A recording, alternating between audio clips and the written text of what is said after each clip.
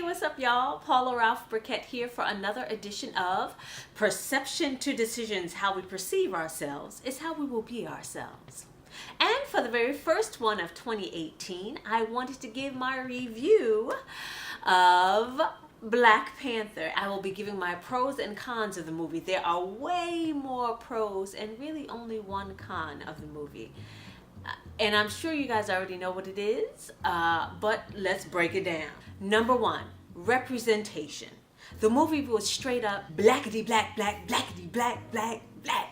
It is a black movie. But the wonderful thing about it is that it is, because it was so rich with African culture, and they embraced their culture, you really just saw the humanity of the people. They weren't trying to be something other than who they were. I absolutely loved that.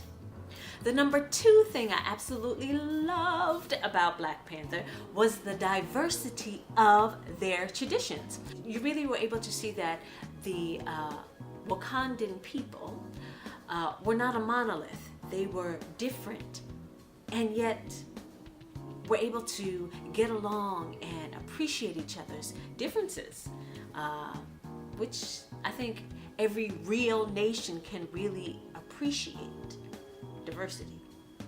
You know what I'm saying? The third thing I absolutely loved about Black Panther was the nuanced and complexity of their female characters. Oh my goodness. You were able to see the strength of Okoye.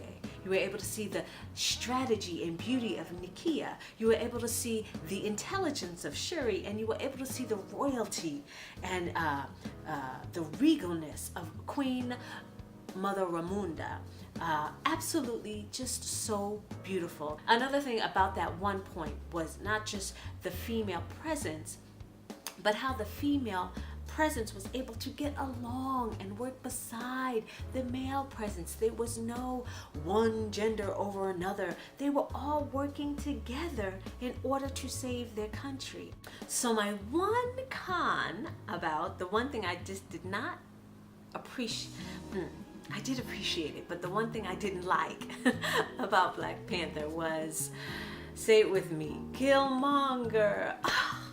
Let me tell you, that part was just absolutely beautifully written, so beautifully written that you would just, how could this crazy man do this? But then you saw why he would do it. It was just really good. But this is the thing, because again, we talk about perception to decisions. How we perceive ourselves is how we will be ourselves.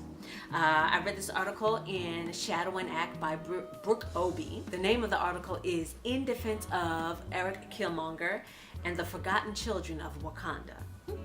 And in it, she writes, Killmonger's pain, abandonment, and generational trauma touched on the rawest parts of being an African American. And boy, was she absolutely right on that. Child. Because on one minute, I was like, yeah, man, let's take over the world. Let's start the revolution. And then on the other hand, I'm like, how you gonna choke this old lady? She just made you a Black Panther. I was so upset. But this is not the reason why I was upset. Again, it goes back to representation.